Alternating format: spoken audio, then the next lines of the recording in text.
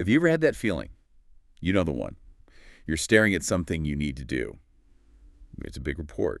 Could be laundry. Maybe just calling someone back. Oh, yeah. And, like deep down, putting it off, it's only going to make things worse, more stressful later. Definitely. But you still find yourself, I don't know, scrolling social media or maybe deciding right now is the perfect time to alphabetize your spice rack. Aha, yes.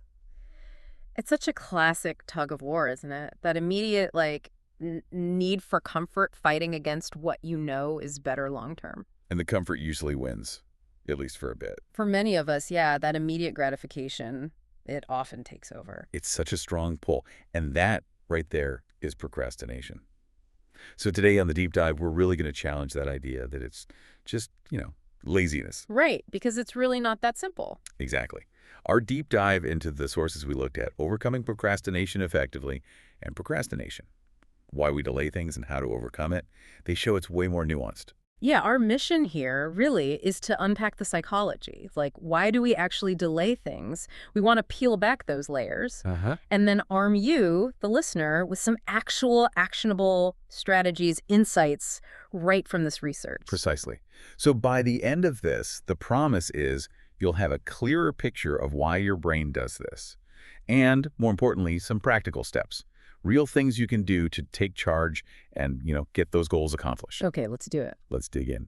So when we talk procrastination, the immediate reaction for most people is, oh, I'm just lazy. The go-to explanation. But our sources, they're really clear. Nope, it's not just a lack of motivation. They actually call it a complex behavioral problem, rooted deep in psychology. So what makes it so much more than just being lazy? Well, what's really interesting is that it's defined as intentionally delaying things even when you know there are going to be negative consequences. Right. It's not that you don't want to do it necessarily. Exactly. It's more like your brain is actively seeking comfort. It's trying to dodge stress, and it's prioritizing that short-term feel-good moment over the long-term gain. It's almost like an emotional regulation issue. Ah, okay. That clicks. So less about being bad or undisciplined and more about how we're wired. Right. Like a subconscious self-protection thing that backfires. Precisely. The sources talk about this constant inner tug of war happening inside our heads. Okay. You've got the prefrontal cortex, that's your planner, your logic center, thinking about long-term goals. Right, the responsible adult part. Yeah, kind of. And then you've got the limbic system, that's your emotional brain. It wants instant rewards, immediate comfort. Now, I'm guessing the limbic system puts up a pretty good fight. it often wins. Yeah. Especially in the moment. It's wired for that immediate gratification, It's almost like an old survival instinct that just doesn't quite fit our modern world of deadlines and taxes. So when that emotional brain wins out, the sources say there are real costs on the line, right? Yeah. Things like shame, self-doubt.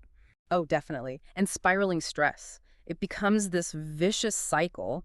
You avoid the task now, which feels okay for a second, but then it just makes the anxiety and pressure worse later on. Which makes you want to avoid it even more next time. Exactly. So understanding these patterns, just recognizing them in yourself, that's really the first big step towards dealing with it better. Okay, so that brings us to the specific things, the psychological barriers that kind of trip us up again and again. Yes, and identifying these, it's key to breaking free. One of the really big ones, maybe the most common, is fear of failure. Ah, yes. And it's not just, oh, I don't want to mess up. It's a deeper dread, maybe, of being judged negatively.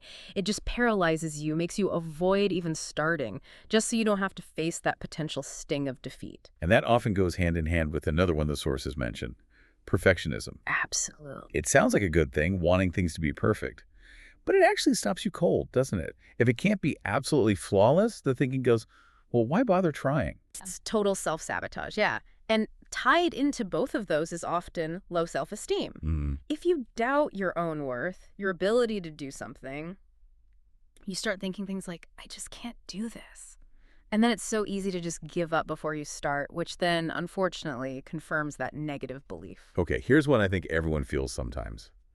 Lack of clarity. Oh, yeah, big one. If the goal is fuzzy, if you're not sure where to start or what done even looks like, motivation just evaporates, right? You can't hit a target you can't see. Exactly. And then there's just plain overwhelm. Ugh, When shit, you've fun. got way too much piling up, that feeling of being swamped, it makes you freeze. Instead of doing something, you do nothing. It's like your brain just shuts down. Too much, can't compute. Okay, this insight from the research was fascinating, kind of meta. Sometimes the act of procrastinating itself becomes the barrier. Has Well, that immediate relief you get from putting it off feels good now. But it actually kills your motivation for later when the deadline looms and panic starts to set in. It actually, trains your brain to avoid things next time, too. Ah, I see. It reinforces the avoidance habit. Yeah. And that can be fueled by negative self-talk, right? That little voice. The inner critic. Yeah, undermining you. You're not good enough. You'll just mess it up anyway. It pushes you away from even trying. Or, on the flip side, maybe there's a lack of reward. If you can't see a clear payoff for doing the task, or the end goal feels kind of meaningless, well, your motivation is naturally going to dip. Why put in the effort if it doesn't seem worth it? Makes sense. And the sources point out how distractions play a role, serving as temporary relief. Right. When you're stuck on something hard, it's so tempting to just switch to something easy and fun. Scrolling your phone, watching a quick video. That momentary comfort feels good. It does. But it actually trains your brain to seek those escapes again next time you feel stressed or bored by a task. It reinforces the cycle. Which sounds really similar to self-doubt, questioning if you even have the skills or the ability. Avoiding the task feels safer than trying and maybe failing. You might even label yourself, right? Oh, I'm just bad at self-control, and believing that makes it harder to even try. Okay, and this one, I think this hits home for nearly everyone. Overestimating your future self. Oh, the mythical future you? Yes, that subtle belief that, tomorrow's version of you, they'll be more motivated, have more energy, be better prepared. Magically equipped to handle it. Exactly. So you put it off now because future you will totally nail it. But let's be honest. That future you rarely shows up quite as advertised. Never. We've all been there. That future me who's going to be so disciplined, so organized.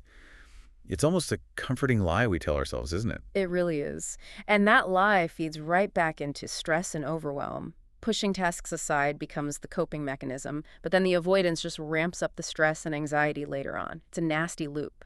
Okay, so if our brains are kind of wired for this immediate comfort, and we get caught in all these psychological traps we just talked about, how do we actually start to, rewire things? How do we break out? The deep dive suggests it starts with some really key mindset shifts. Yeah, laying the groundwork for action. And the first one might feel a bit counterintuitive. It's to acknowledge difficult emotions. So don't fight the stress or anxiety. Kind of. Allow yourself to feel it, the stress, the frustration, whatever comes up with that task. But without judging yourself for feeling it, just notice it, accept it's there, and then gently try to shift your focus back to the task. Fighting the feeling often just makes it stronger. Okay, notice, don't judge. And alongside that, the sources really hammer home the power of self-compassion. Hugely important. Be kind to yourself when you inevitably slip up. We all do. Don't beat yourself up. Forgiving yourself actually helps you learn from it rather than just layering on guilt. Right, because guilt is a terrible motivator in the long run. Remind yourself, hey, everyone struggles with this sometimes. Exactly.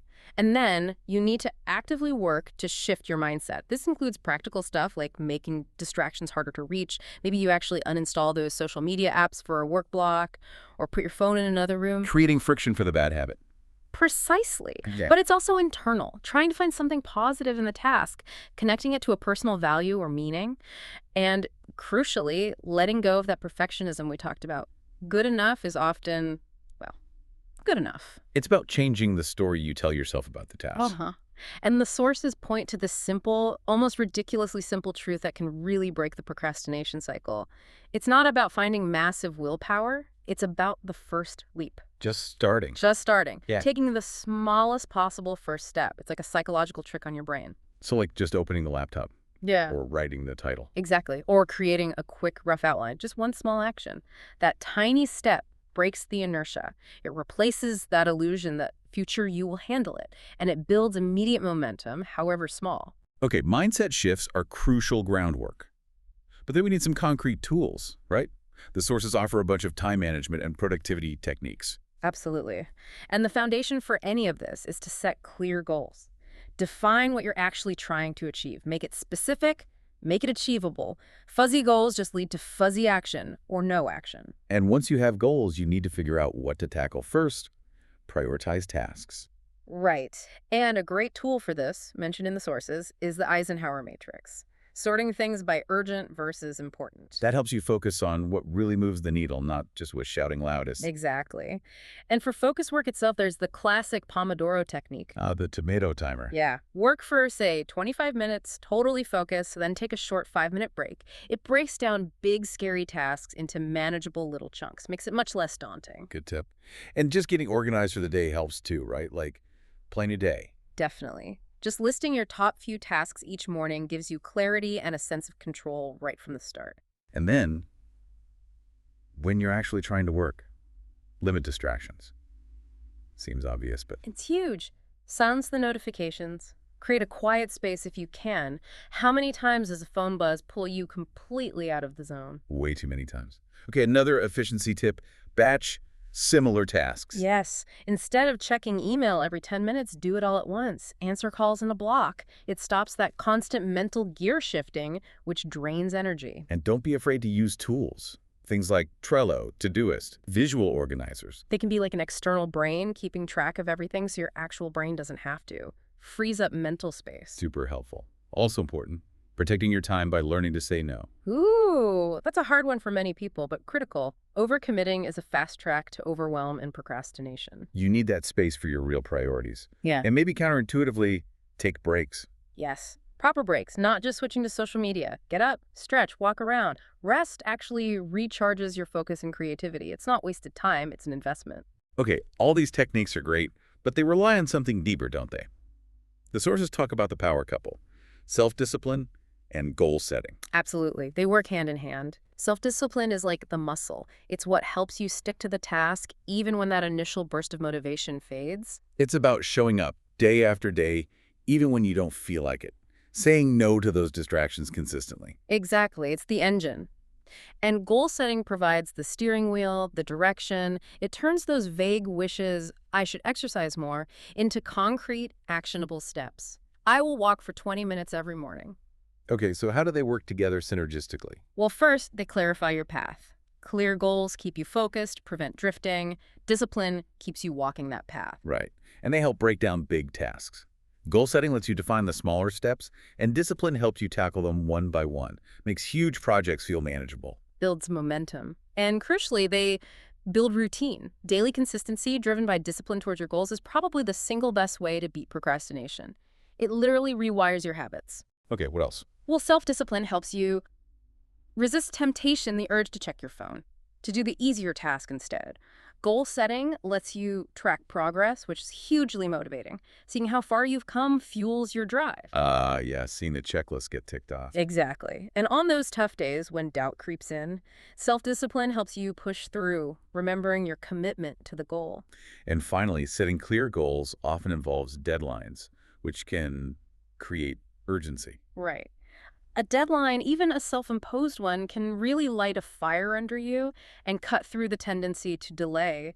So yeah, they're a powerful duo direction and the grit to follow it. That makes sense. So to make all this stick, to really build lasting change, the sources emphasize developing lasting motivation through daily habits, small, consistent actions. Yes, it's about those tiny, repeatable steps that gradually retrain your brain. So first tip, start small. Like ridiculously small. Sometimes, yeah. Pick one tiny task. Maybe it is just making your bed first thing. Yep. That little win kills inertia and gives you a tiny dopamine hit. Okay, I can see that. Then set daily goals. But keep it manageable. Maybe just write down 3 things you absolutely must get done today. Clear targets make action easier. And schedule tasks, like time blocking. Exactly. Block out specific times, 9 a.m. to 9:30 a.m. for emails, for example. Structure fights procrastination by removing the "what should I do now?" decision fatigue. Good point. And getting physical helps too. Move your body. Surprisingly effective. Even just a 10-minute walk or some stretching can boost your energy, clear your head, and improve focus. Breaks the mental rut. And again, limit distractions.